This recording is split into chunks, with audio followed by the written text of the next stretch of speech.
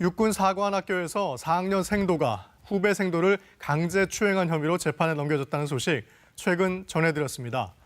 그런데 알고 보니 육사 생도들의 성 관련 범죄가 이뿐만이 아니라 지난 1년 동안만 해도 여러 건 있었던 것으로 KBS 취재 결과 확인됐는데요.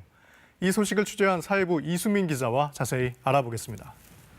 이 기자, 저희가 단독으로 전해드린 육사 생도 강제 추행 사건에서 좀 더 구체적인 내용이 취재가 됐군요.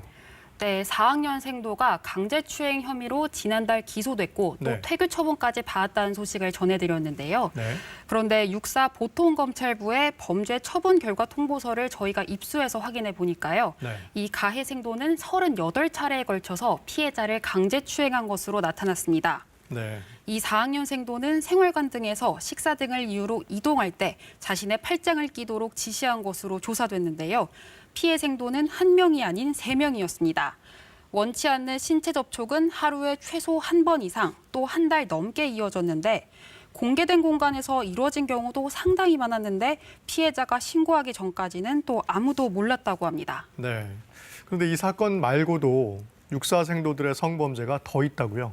네, 최근 1년여간 3건이 더 있었던 것으로 확인됐습니다. 구체적으로 살펴보면요. 지난해 6월엔 또 육사 생도가 아동 청소년 음란물을 소지한 혐의로 적발됐습니다. 또 2달 뒤에는요. 또 다른 생도가 서울 시내에서 20대 여성을 강제추행했습니다. 만취 상태였던 해당 생도는 범행 직전에 10대 청소년을 상대로도 강제추행을 시도한 것으로 조사됐습니다.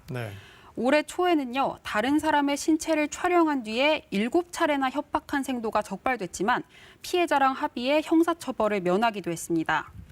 이렇게 성범죄에 연루된 생도 중에 3명은 이미 퇴교 처분이 됐고 촬영물로 상대방을 협박한 1명은 장기근신 처분이 내려졌습니다. 자, 그런데 육사에도 성범죄를 막을 방안이 없는 것도 아닐 텐데 이런 일이 왜 벌어지는 건가요? 네, 시스템은 있지만 또 이게 제대로 작동하지 않았기 때문인데요. 그렇군요. 그래픽 보면서 설명해 드리겠습니다. 육사 생도는 1학년부터 4학년까지 약 1,000명 정도 됩니다. 대부분의 생활은 8명이 모인 분대 단위로 또 이뤄지는데요. 4학년인 분대장이 생활 지휘를 합니다만 아무래도 합숙 생활이다 보니까 여러 문제가 생길 수 있습니다. 그래서 육사는 생활 전반을 관리하는 소령급 훈육관을 8명, 대위급 훈육 장교를 16명 정도 두고 있습니다. 이렇게 훈육관이나 훈육 장교가 20명 넘게 있었지만 이번 사례에서도 알 수 있듯이 피해자가 신고하기 전까지는 아무도 인지하지 못했습니다. 자, 그런데 육사에서도 성범죄 예방 교육이라는 걸 하지 않겠습니까? 네, 재작년부터 양성평등이란 과목이 개설돼서 또 1학년 1학기 때 필수적으로 배우고 있는데요. 올해 같은 경우도 4월 초까지 생도 대상으로 9번이나 교육을 했다고 합니다. 그런데도 이런 범행이 일어났다는 거는 결국 교육이 형식적으로 이뤄진 게 아니냐라고 하는 비판을 받을 대목입니다.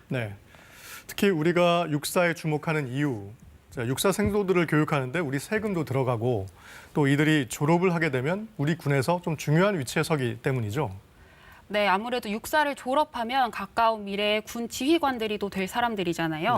육사 생도들의 양성평등이나 또 성폭력에 대한 인식이 또 군 구성원들에게 그만큼 영향력이 클 수밖에 없습니다. KBS 취재가 시작되자 육사는 성범죄 관련 신고를 지금보다 쉽게 할 수 있도록 하고 또 성인지 교육도 강화하겠다고 밝혔는데요. 이미 지난 2013년에 생도 간 성폭행 사건이 발생했을 때 육사에서 내놨던 대책과 큰 차이는 없는 상황이어서 아쉬움이 남습니다. 이번에는 시스템이 좀 잘 작동해야 될 것 같습니다. 지금까지 이수민 기자였습니다.